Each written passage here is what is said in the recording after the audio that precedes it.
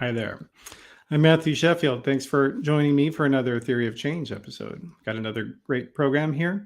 But before we get started, I did want to remind everybody that we are part of the Flux.community network. So go to flux.community to get lots more articles and podcasts about politics, religion, media, and society and how they all intersect with each other. And if you like what we're doing there, please do support us over on Patreon. We're at patreon.com/discoverflux.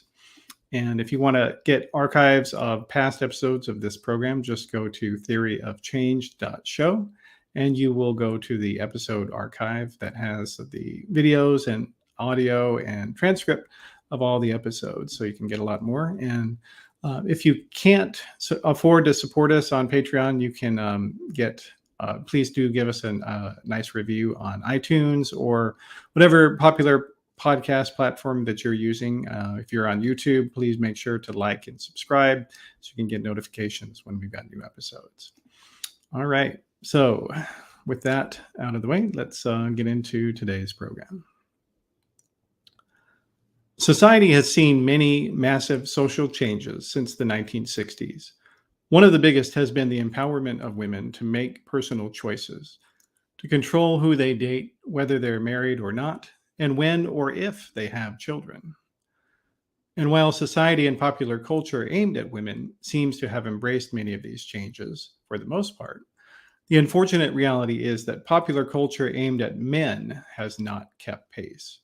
Instead of encouraging adaptation and teaching new social and professional skills, cultural influencers who aim for the male media marketplace have mostly been offering the same old advice, which simply doesn't work in a world in which divorce is common and dating apps have made things easier, but also more complicated.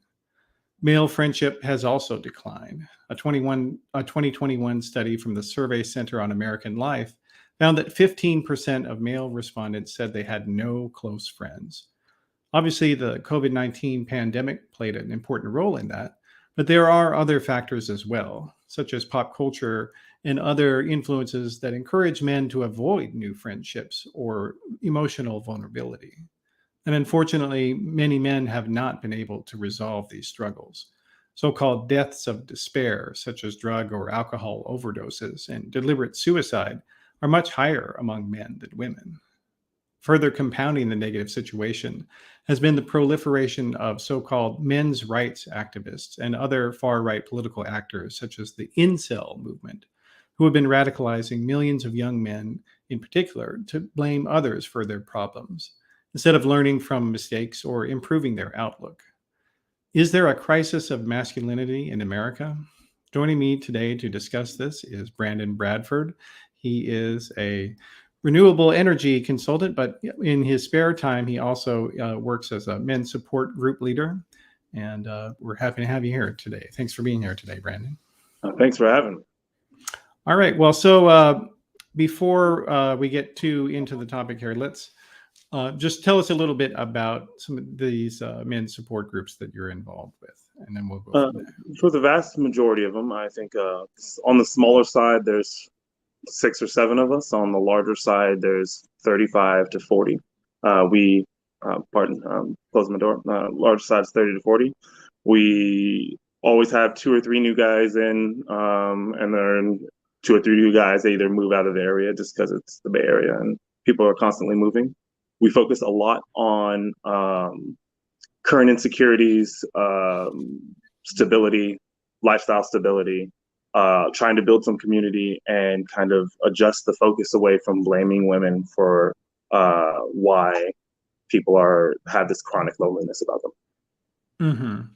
Mm-hmm. Well, so, and you mentioned loneliness. Like, that's a common thing that people are concerned about that you've spoken with? I think that's the consistent underlying factor is loneliness. It's loneliness and insecurity, and finding and blaming 1,000 other things for it. You'll see a lot in like men's rights activist groups of a presumed ownership of they're deserving of women's bodies, they're deserving of sex, they're deserving, and they're not getting it because of XYZ. Generally, women, women, feminism, or something of the sort. And it's, readjusting that narrative about how they treat women, how they treat men, how they look at themselves. Very often, these are just projected insecurities that they don't like themselves, and so they don't understand why anyone else would like themselves and looking to tear down folks. So, I mean, would you say that? I mean, it sounds like a lot of the people that are there is a lot of moving around. I mean, I think that has caused a lot of problems for men more than women because men are not when they're boys are not really equipped to develop new friendships We, compared to I think, women, I would say. unfortunately, the idea of the stoic man doing things on his own, off on his own, not being able to build a community, has built a generation of men who didn't build and didn't develop and didn't prioritize the social skills to build a community of people he can talk to. And we're unfortunately, our fathers' fathers put a lot of that burden on the women in their lives. Luckily, I think this new generation is way better. The kids are all right and put a lot of focus on both male friends and mental health and taking care of each other and building that community. But there's this, I think, this gap of men that are between, I would say, 29 to 60 who are just we're in that hard generation of just dumb ways, traditional ways to look at both men and society who are unequipped, and then just looking for an outlet. Yeah. Well, and to a large degree, I think some of that, that there were structures that were there, societal structures that were there Mm-hmm. from them that they kind of just sort of assumed would always be there or just took for granted. So like, for a lot of people, the way that they met friends and other people was through churches or was through Mm-hmm. like with the World War II generation, it was through like veterans organizations or like Yeah, the VFW or things like that. But of course, for people after them, like those are not really things that are relevant to them yeah. because It's either they're not religious or and certainly not having served in a foreign war yeah. on the There's a lot things. of there's so much value in shared communal space and the compounding effects it has in a positive society. Same way how, you know, one of the best parts about New York's train system is that everyone has to ride it, and you end up interacting with a little bit of everyone. And if you're not from there, that may be something scary. But if you're from there, it's why New York's lifeblood is New York. Similarly, communal spaces offer both uh, communal spaces offer support systems that we need. Church groups are great for that. School fraternities, it's one of the reasons why going to college is important for a lot of people because it allows you to add to a community and a larger group of people that you would never meet without that type of big social influx. And similarly, the military did that for a lot of people. That's why a lot of cops hang out together. You just need some type of fraternity or group of friends that forces that communal space on a regularity for you. One of the reasons jujitsu is so popular outside of the feel of it and the constant push through and struggle is that it allows groups of people to just hang out. A lot of guys didn't have a lot of other guys to hang out with. And they were just doing that on a regular basis and using it and the dopamine that comes from doing it. And so I think you're right in terms of I think those communal structures were different because our jobs were different, and our lifestyles were different, and all of that's adjusted, and men need to adjust too. Yeah, and and in terms of that adjustment, I mean, one of the other big cultural pressures on men, I think, that is really harmful to that adjustment process is that the idea of close male friendship is often Mm-hmm. framed in homophobic terms and Oh, all the time. Yeah, and like I mean, like, and just as for instance, the Lord of the Rings movies with where they had the two main Hobbit characters, Frodo and Sam. Yeah, Like so much of the commentary about that relationship was, oh, they're gay for each other, and yeah. like they were not gay by any stretch of the imagination. Just They real were good just friends. close friends. Yeah. Yeah, 100%. And like, I luckily I've got older brothers, and surrogate older brothers, and have grown up with groups of male friends, and I've got several good groups of male friends if I ever needed anything. But I know I know quite a few guys who have maybe one male friend, who have zero friends that are women. So it's not surprising. And they don't interact in any type of space, like no space in their lives and their routines is going to naturally change that. They'd have to go out of their way. And that's already a couple of humps in their comfort zone. And so, like, expecting people to naturally dive out of it is, I think, unrealistic. But we can set better standards for how we, as a society, uh, frame our interactions, and the things we push, I think, will be more important. Yeah. Well, I mean, now in the groups that you've been in, like how common have people express that idea that, oh, talking about your feelings with other men is gay? Like Uh, how much have you seen that? there's always, I mean, if you're already at that group, you've made a step.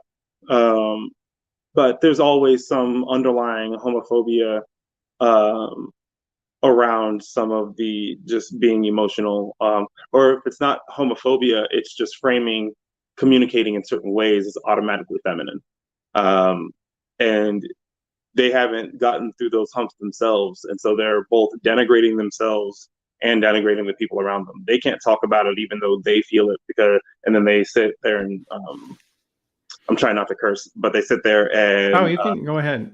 well, they shit on themselves all the time, constantly, for feeling some way, and they can't get to the point where they accept it with themselves, nevertheless communicate it with us. And it's breaking down those barriers of, like, hey, how do you feel in this situation? Not how are you reacting, not that you're angry about the situation, like, what are you angry about? Why are you reacting this way?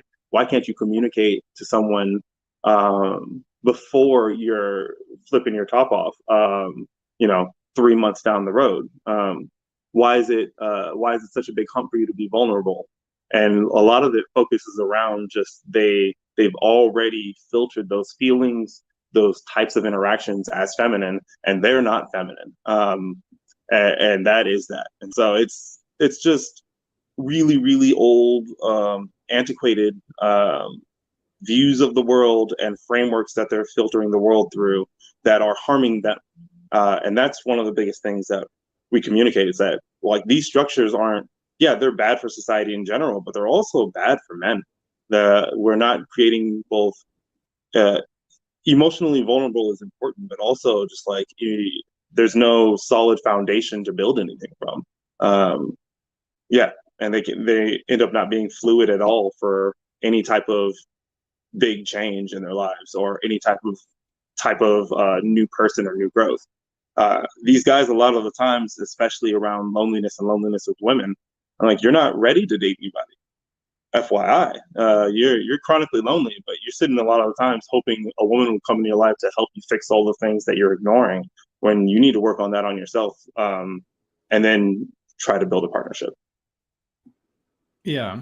Well, and I guess yeah, the idea that they, you know, a lot of women have come to accept the idea that they don't necessarily need a man. Straight women have accepted that, whereas straight men also should accept that as well. That you need to have yourself to be able to support yourself emotionally, Yes. and not just not outsource that to someone else. Because I mean, there have been some studies out there that have shown that in a lot of married couple relationships, that the wife is basically responsible for managing the Yeah. outside the family relationships, and the men just sort of offload it onto them, Hmm. and as a result they derive less satisfaction from that, because again, if you're hanging out with just your wife's friends, like that's Yep. not as satisfying because they're not your friends.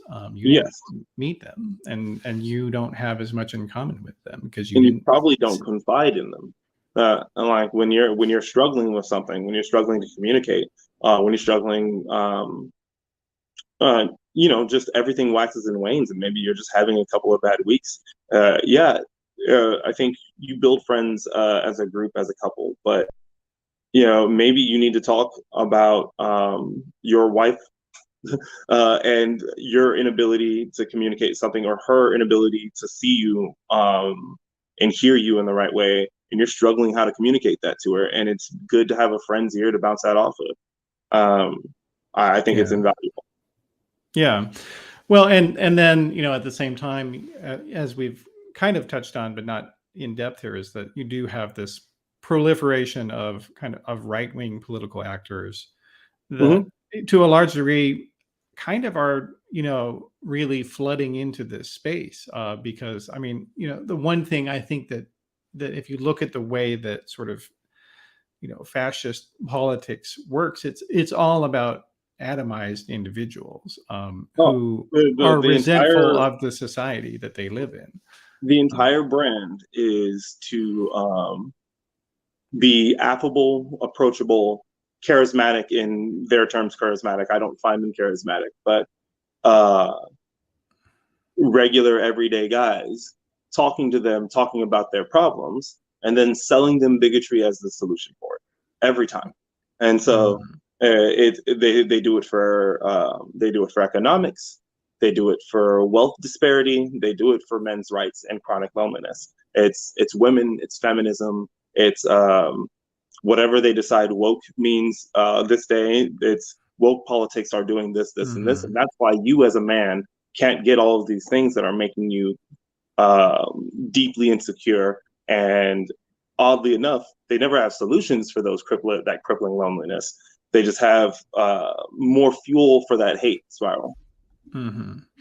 Well, and I guess the other thing that they do kind of is, especially people like Jordan Peterson, Yeah, who target a lot of vulnerable men, is that they construct personal heroic narratives to them and say yeah. that if you can, do these things to yourself, then you will, by definition, win, or whatever. Oh You'll well, become worthy, as some of their one of their they do a phrases lot of goes. really, really basic life advice that is Mhm. just good structural things. You should make up your bed, and then they pair it with axioms centered around hate.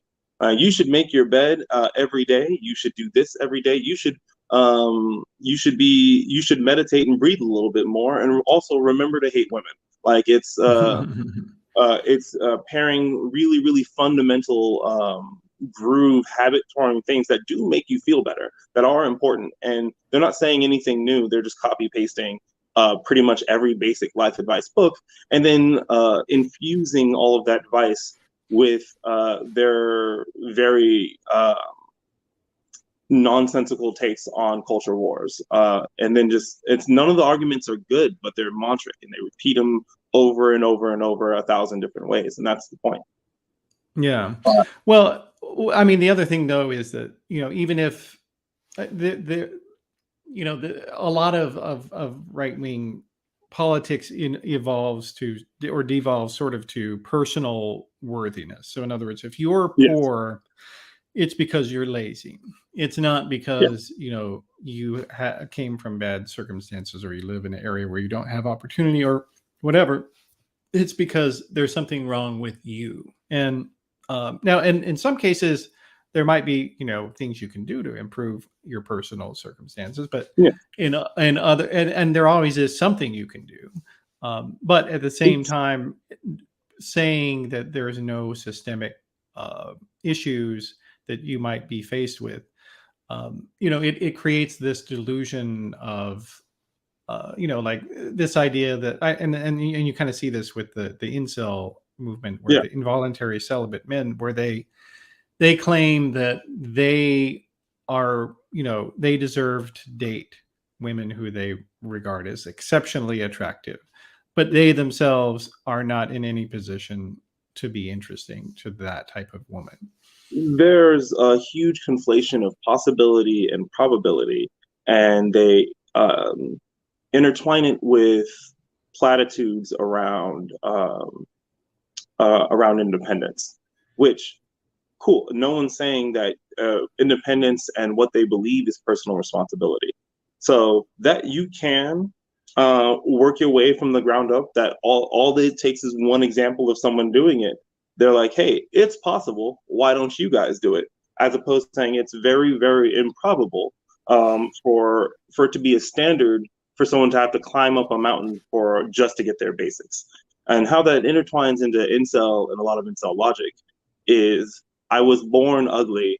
Society should do something or subsidize surgeries for my face. I'm 5'6", I'm 5'7". No woman's going to like a guy that's under 6 feet. Like it's just a lot of infrastructure things. Do they interact with women? No. Do they believe women when they tell them otherwise? Absolutely not.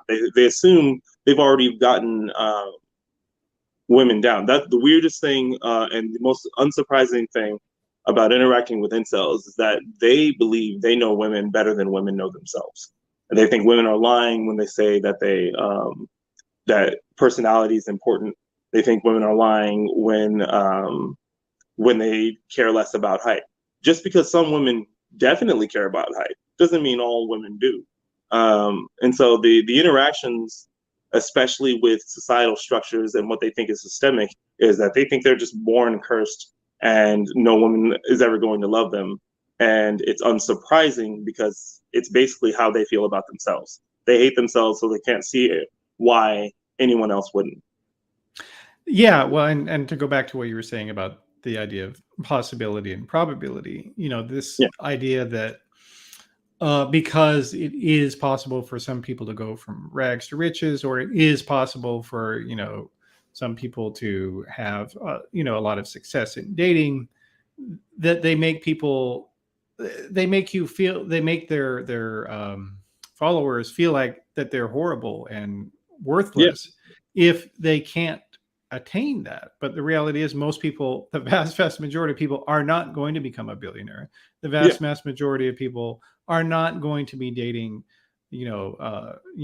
cover models, yeah. male or female. That's just not going to happen. And so Well, you need to not beat yourself up over that if it doesn't happen for you. yes, and also it's such a wild thing. I'm like you, how often that specific type of guy will completely just certain types of women to them are invisible, and they don't exist to them. They don't see them as both attractive or non-attractive women because they've only got such a very narrow typecast of what they think attractive is, and it's painfully ironic that that's the only thing they see when there are women around them that a lot of the times they've already just written off because they only like one often Barbie doll type girl, and they're like, well, I'm not Ken, so I'll never get her. And I'm like, well, there's a lot wrong with that, but sure, but it's often not less about looks and more about lifestyle.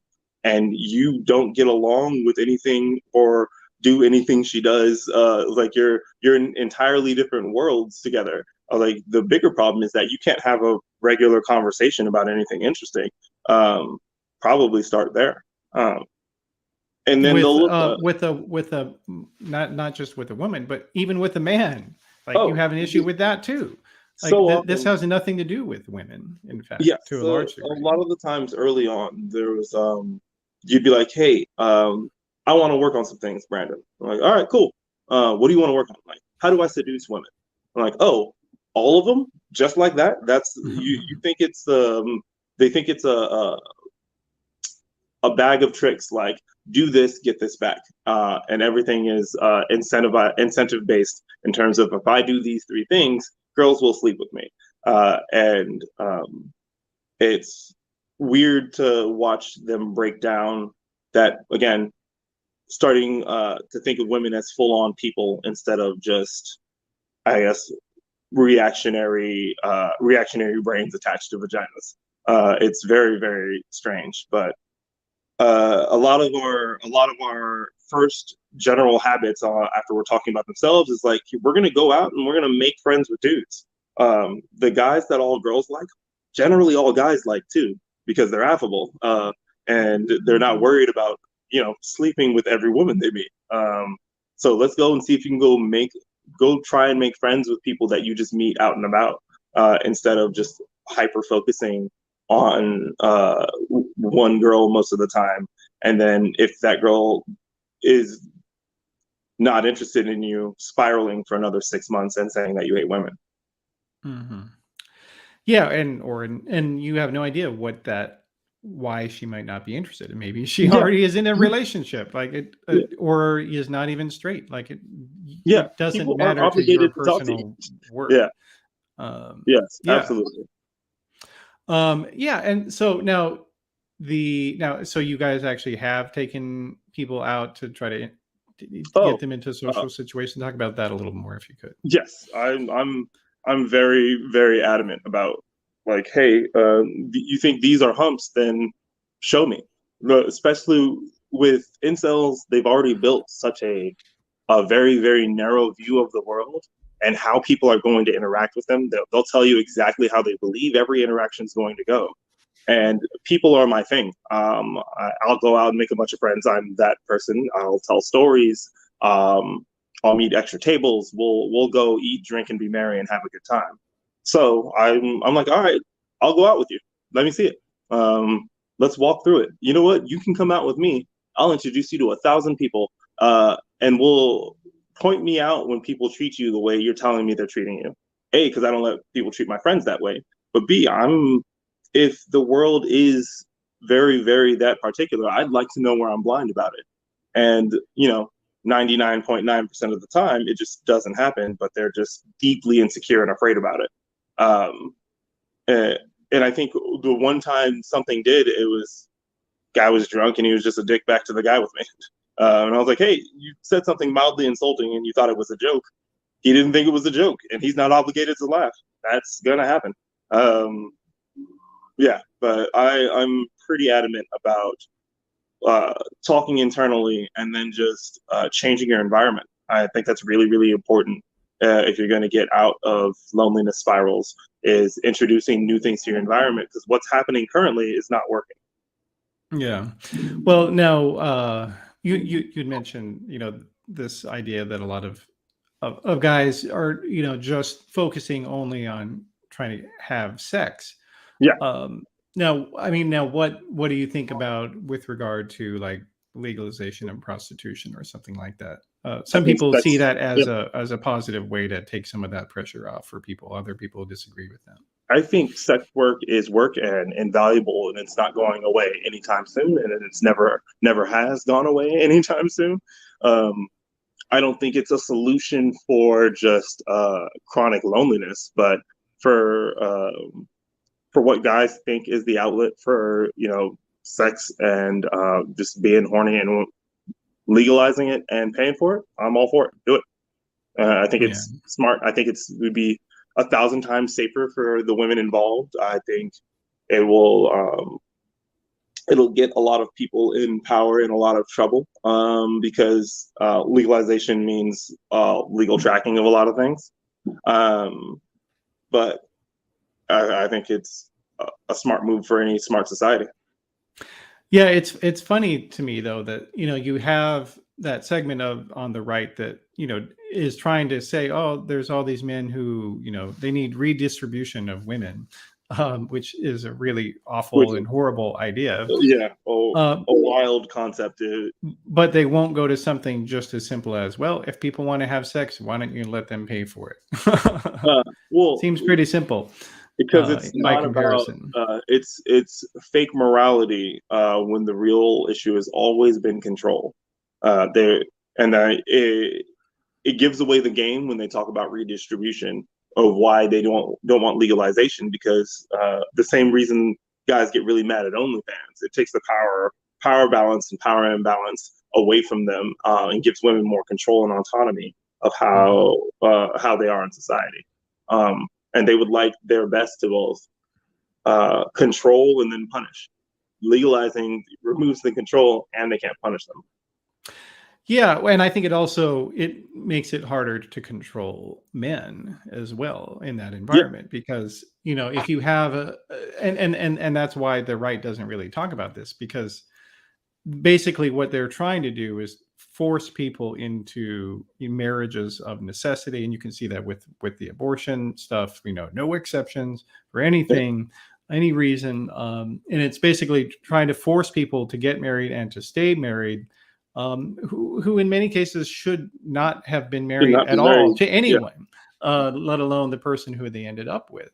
And a lot of, I think a lot of the like the fiction or the movies or whatever that are aimed toward men, they're never talking about the just the idea of like why aren't there like sort of the movies that show men, oh, you know what, maybe you shouldn't have gotten married. Like there are plenty of movies about women who walk away from something, but almost nothing for men, except for yeah. maybe Forgetting I Sarah think Marshall. our narratives and the stories we tell are ingrained with the framework of how we built the society, with very, very limited views of both partnership and men's roles and men's health involved. I think healthier men are harder to control, and healthier societies are less reactive. And there's a lot of perverse incentives in making sure that both men are insecure and angry on the right, because you can convince them to vote based on that alone. Um, and you can also get a lot of hate clicks and dollars for it, so people do it as often as possible. Yeah. Yeah. Well, I think that's certainly true.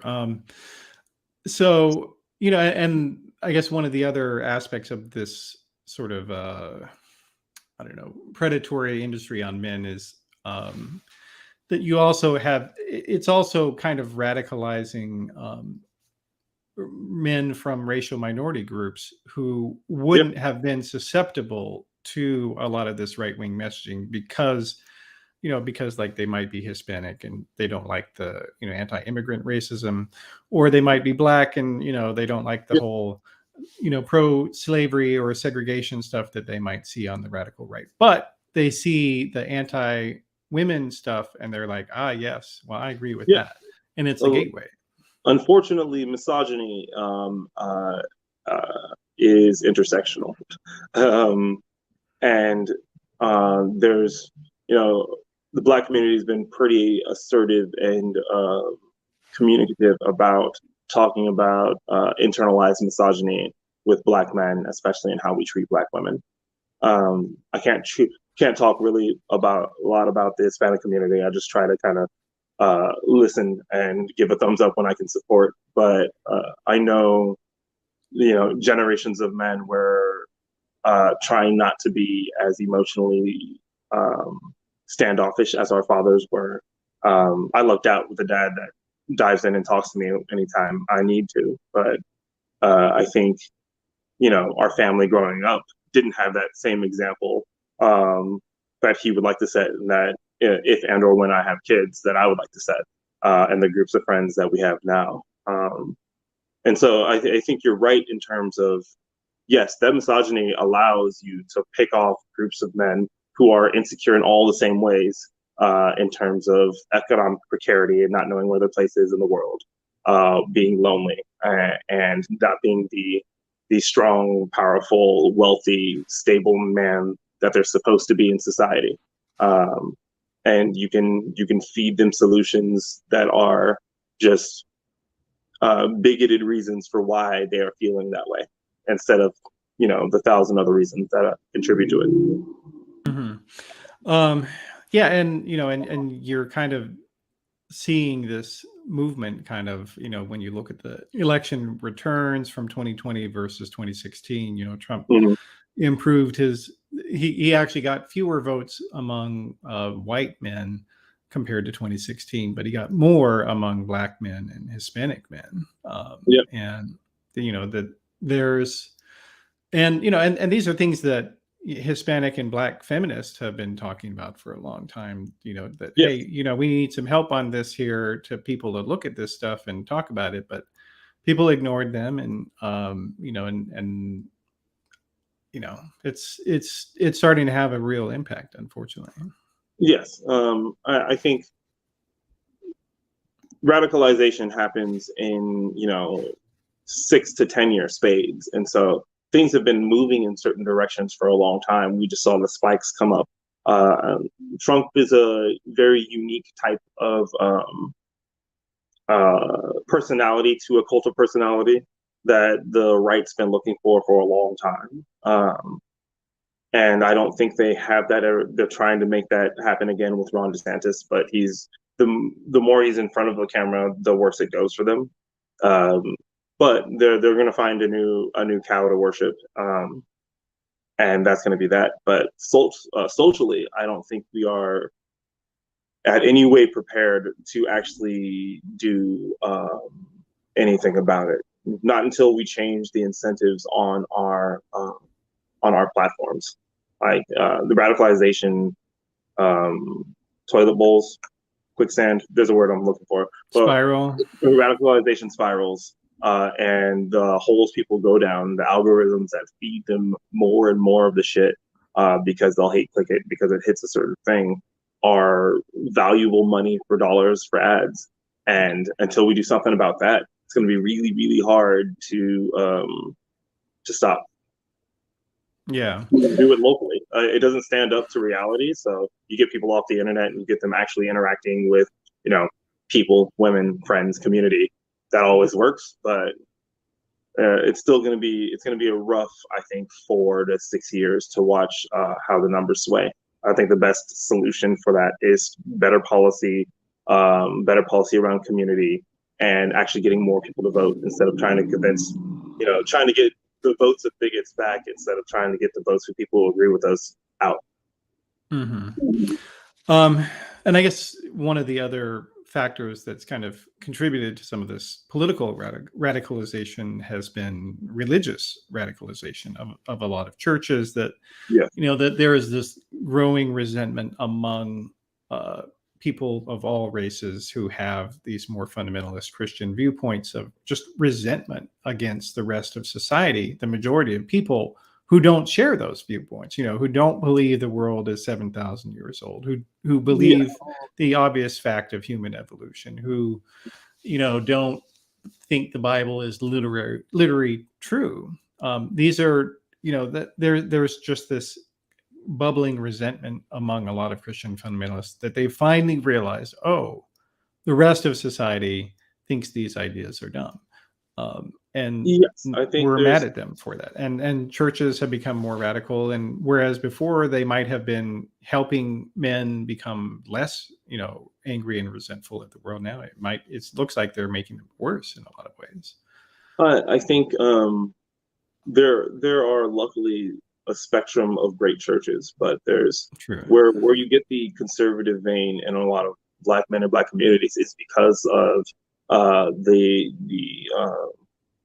culturally conservative Christian communities that they were raised in, and the churches were halls for those communities, to talk to each other. But you have to remember again, especially on the conservative church side of things, especially with evangelicals, it's again about framing and building society in a way that they're envisioning, and they feel like they're losing that control. And so they radicalize people to get them out, and they are just as susceptible to bullshit on Twitter and online as everyone else is. They just use religion as their backup to say dumb shit. But it's the exact same spirals that everyone else has. They just think they're above it because they attach God to their name. Yeah. Well, and I guess the other paradox is that because they have been less flexible on doctrine, but as their female members are continuing to go to church but not actually practice the doctrine. So, I mean, in Christianity, divorce, is seen as one of the worst sins you can commit. And, evangelical women and, evangelicals are more likely to engage in divorce than non-evangelicals. And so it's like, it's creating this kind of weird tension where the women who are having these fundamentalist beliefs are still going to church, but not practicing them, not practicing the idea of obeying your husband or being silent in church, or all these variety of misogynistic things that the Yeah. traditional faiths tell them to do. They ignore it. But the men who also have these same beliefs are looking at it and being like, okay, well, what's the point of all this? Or they become even more radicalized and then resentful of the women who are in the congregation. So it's just like creating a big mess, it seems like, for a Uh, lot of people. it's a couple of different things. And I think radicalization does, depending on how it's done, makes for problems in reactionaries, because the goals a lot of the times in the narratives and the messaging from the far right is often like they're coming to take your community, your way of life, your culture away from you. And so if you keep telling groups of people that, they're eventually going to flip the fuck out. That's a small portion of them are going to flip the fuck out in the worst way possible. And that's how we get a lot of either shooters or attackers, or and then people that just firmly believe that they're right in flipping over elections or something of the sort, because they think they're doing the morally correct thing, and saving themselves or saving society. On the cultural, religious side of it, I don't see it going super well long term unless they're learning to evolve. Um, there will be always, I think, a hyper focused, hyper right wing, hyper religious sect of society.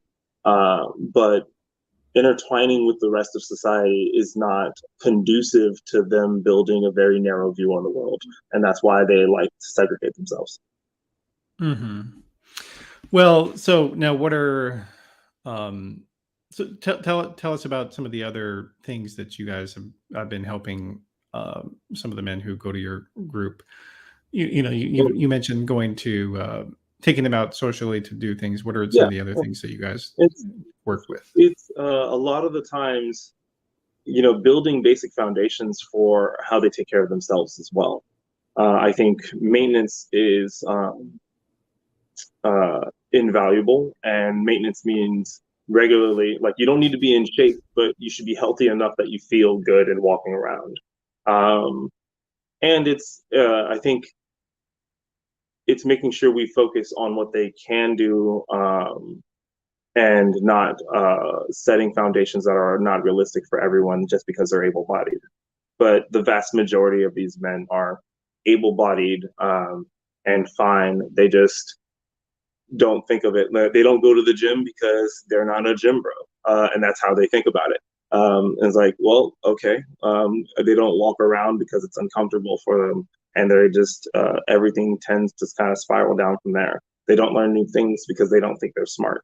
Um, it's a mindset, and so much of us, my focus a lot is finding where their current framework and how they're looking at the world is, and then just chipping away and providing better foundations. You'd be surprised how many men don't have a single outfit that they feel good in. Or maybe you wouldn't be surprised, but don't have a single outfit that they feel good in, that they feel presentable in, and have never gone and put something on. And while aesthetics aren't everything, aesthetics aren't nothing. And if you don't feel good in something, you don't feel like you look good in something, you're not going to walk around with any semblance of confidence about it. But the same little foundations that far right dudes do to build bullshit, we detach the bullshit and build on those foundations. From if it's making your bed, if it's reading, if it's working out, if it's meditating, if it's interacting, we try to build better men. Um, and if they're worried about they're insecure in their ability to build a shelf and be a certain type of guy, then fuck, let's go learn how to do it. Let's get your hands on something. Let's work through problem solving instead of just looking at it and deciding that that's not for you in the cards anymore. Hmm. Yeah, I guess the idea of both accepting yourself but also realizing that you can improve as well. Like those, Yeah, they may seem contradictory, but actually they're not. no, yeah. There's this. I think it's an old adage that comes from actual AA programs, but the difference in different types of shame, toxic shame and healthy shame. The healthy shame, I made a mistake. Toxic shame, I am a mistake. And those two different frameworks change how you interact with the world entirely. And so it's making sure so much of their narratives to themselves are centered in that type of toxicity. And that's the focus around their toxic version of what masculinity is, instead of healthy versions of masculinity that are centered around both community and self-worth and taking care of the people around you and taking care of yourself and investing in your time and space and connections. Yeah. Well, and understanding that if you can be assured that your circumstances will never improve if you never try to improve them. Like, Yeah, that's the one thing you can guarantee. yeah, Things will never get better if you do nothing. yep, yeah. You're going to be really ashamed that you're not getting results from the work you didn't do. And it seems really a wild way to approach life. Mm-hmm. But Yeah. it's comfortable. It's easy. It allows them to have their world, to already have their view of the world. It allows them to keep their walls up as high as possible. And you can never get hurt if you never go out there, is the thought. But they're sitting there hurting themselves every day. Yeah. Now, what about with regard to the whole online dating thing? Do you think that dating apps kind of exacerbate some of this, or do they make it better for some people? I think they make it better, but they make it easier for some men to deflect. I think it doesn't really matter as long as you're In what interacting with way? it. What do you mean to deflect? The presumption is that because they don't have a certain type of pretty face, no one's going to swipe on them. So they don't put any actual effort into building a dating profile, building a right app. I was like, yeah, a portion of women are going to swipe left on certain type of aesthetics. So are you with some women as well. You're going to swipe left on certain type of aesthetics based on your preferences. But And if a far woman more, is that way, huh? then why would you want her? No, if a woman would do that Yeah, to you, yeah. why I was would like, you yeah, even want to be with her? you don't align in values that way. So why is that important to you? Most of the time, it's because they want that aesthetic of a woman. They just don't want that woman to care about aesthetics. It's contradictory in a bunch of different ways, but they use that narrative and that mindset to avoid putting out any effort at all in their dating profiles. I'm not on any online dating profiles, but when I did, being funny was a big part of it. Be like, I swiped because I laughed at blah blah blah blah blah blah blah. And I'm like, yeah, it's really really easy because the bar was so low because men put barely any effort in their dating profiles. Hmm. You know, Yeah. I think a big Well, common oh, go thread ahead. between guys who date a lot, they could tell you that like it's not hard. I'm just not a piece of shit. Like I ask questions and I listen and I pay attention and yeah, maybe we're not gonna get married, but like the first couple of dates weren't hard to get just because they're not used to interacting with women like they're people. Yeah. Well, and I mean, you could, I think you could say that online dating makes it easier for somebody to get that first or second date because, a lot of times if you're going to a bar or something, you have no idea, about the people who are there, whether they're single or in a relationship or Yeah, married. There's no guarantee who you would meet. there's no And, that friction doesn't happen as often for most people most of the time. I'm big in social, so I could go out and meet people without a dating app, but that's not everybody. yeah, So those if you're same trying guys to think save they're time, quote yeah, unquote, yeah. like, Social anxiety comes through digital social anxiety too. So hmm, the amount of effort that same guy would put into a bar conversation, which most of the time means not talking to them at all, they're putting into their online dating, and then they're surprised they're not getting any dates. hmm. Yeah. Okay. Well, and yeah, I think so. And I mean, now, do you think that maybe a negative aspect is that it does encourage both everyone on the sites to be more physically focused in terms Uh, of appearances? I think a little bit, but I think you're just as physically focused if you walked and saw someone. I don't think I think, unfortunately, the biggest downside to online dating is that not everyone communicates through text very well, and not everyone knows how to frame themselves very well in their best visible light.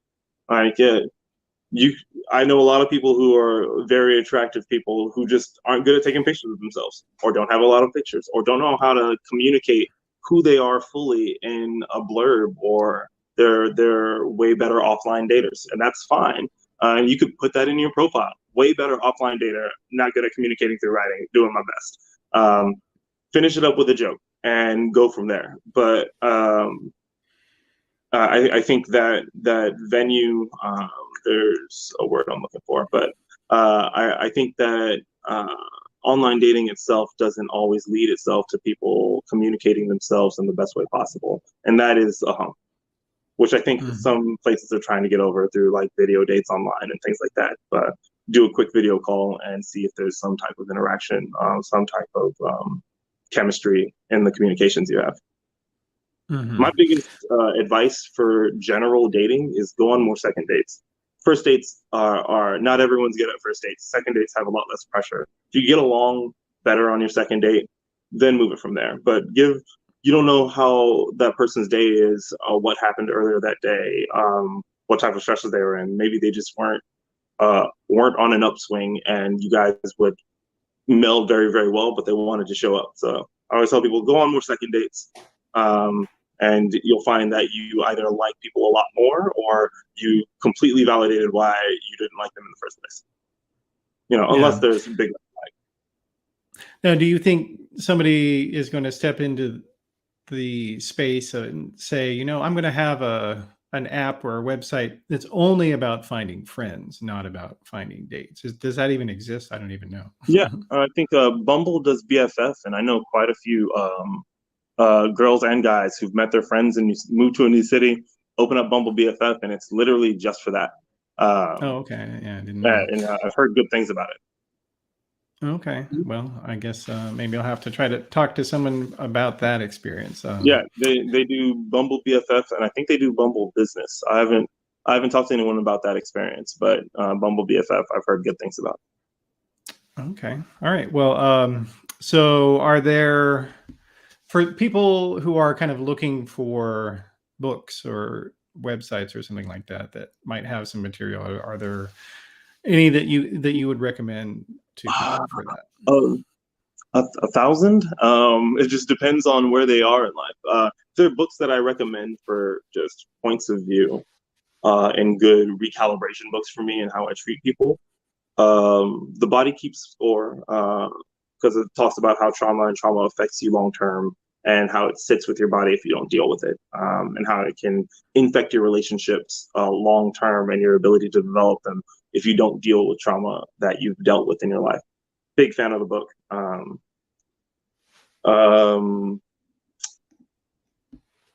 The Art of Happiness, always by The Prophet by Khalil Gibran, is one of my favorites, but it's just a book of poetry. The Obstacle is the Way, by Ryan. Let me look this up. He writes a bunch of these types of books, but I think by Ryan Holiday. Obstacle is the Way, about just constantly learning to focus on getting over humps, is a good one. But The Art of Happiness is a doctor's conversations with the Dalai Lama about just kind of focusing and being present. But yeah, I've got an unlimited list of recommendations if you need me to send you some. I just can't think of who and what I give to men. I tend to try to give books that are specific to the person, of like what I think, where they're at, and what they need at the time. Okay. Well, yeah, I guess maybe after the conversation, if you have any, we can put them in the show notes after the fact. Yeah, of course.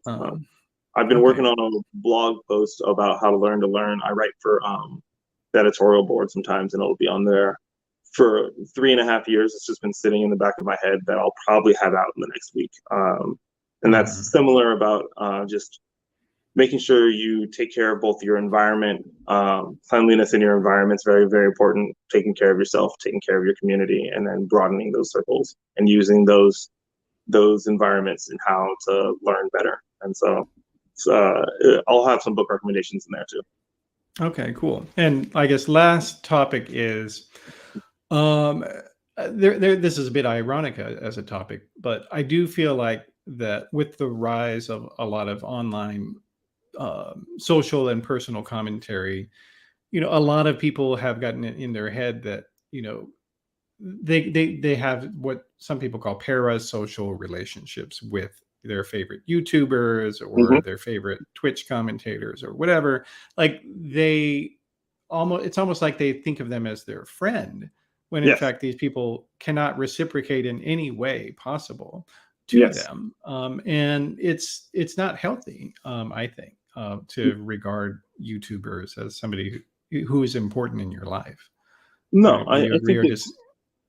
yeah, I think I can agree with that. I think people, uh, I think there are multiple prongs to that.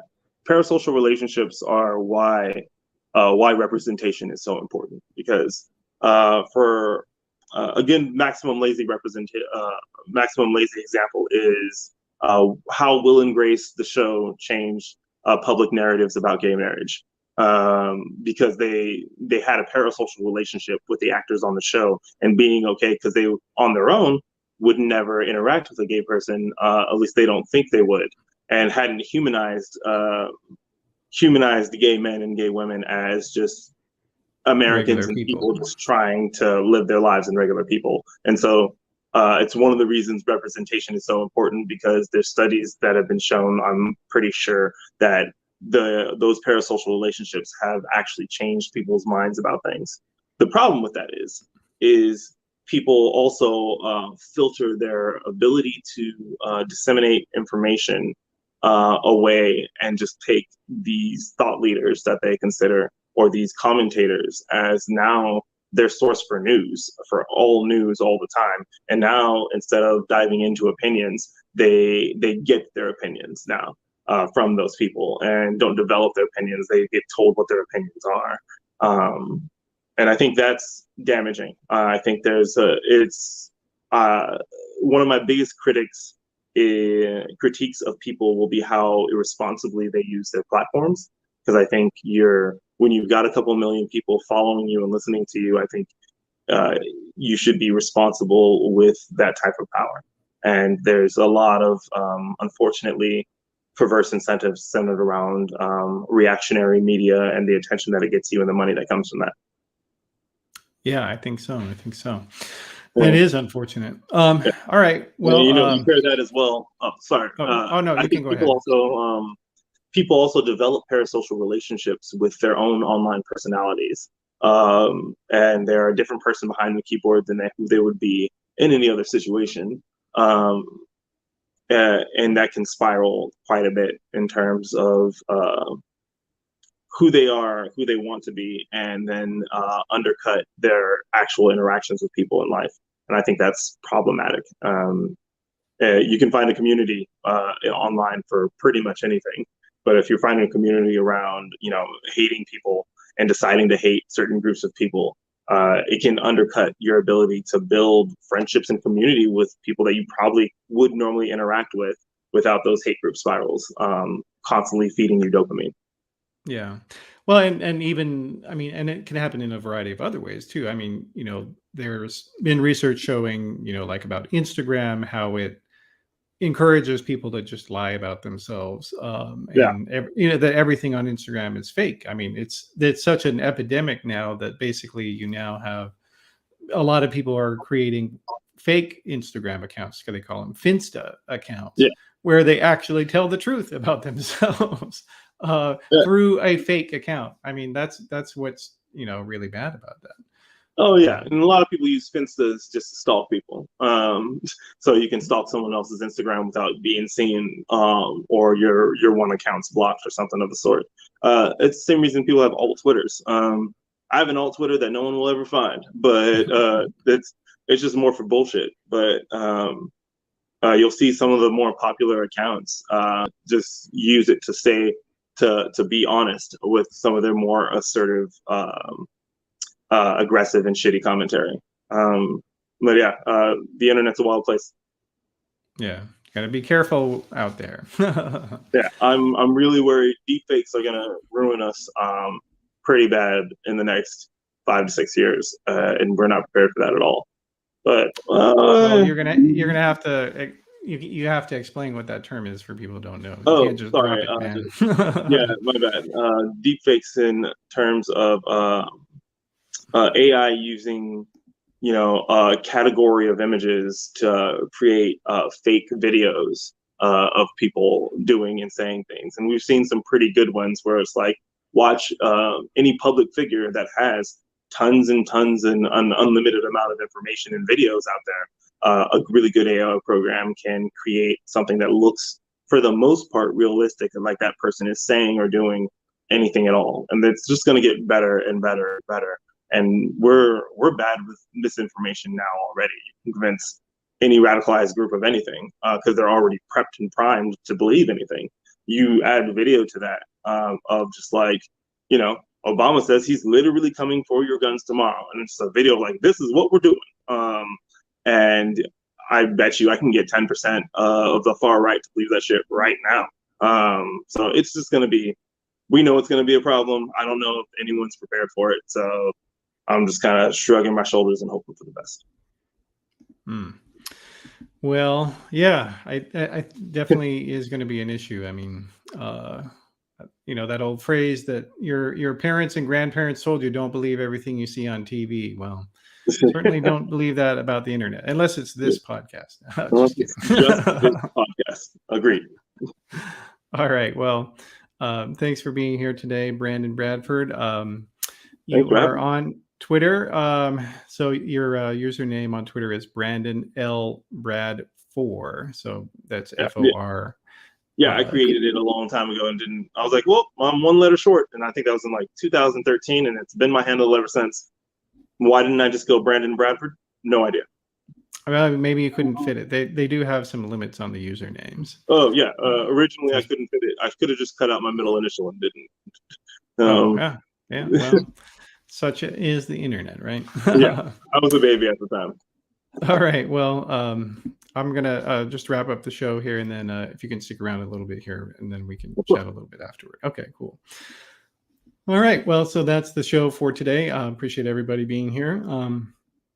If you watched on YouTube, be sure to click the like and subscribe button so you can get notified about new episodes. And if you want to get the past episodes as well as the transcript of this episode, just go to theoryofchange.show. And then that will direct you to the page on flux.community where the Theory of Change podcast is at. And you can get all kinds of videos and audio recordings and transcripts as well. And if you like what we're doing here, please go to patreon.com/discoverflux to support our efforts to talk about the larger trends in politics, religion, media, and society, and how they all interact with each other. So please do support us if you can. And if you can't, you can help out by leaving a nice review on iTunes or Spotify or any of the other audio platforms that you might be using. So thank you for that. And I will see you next time. I'm Matthew Sheffield.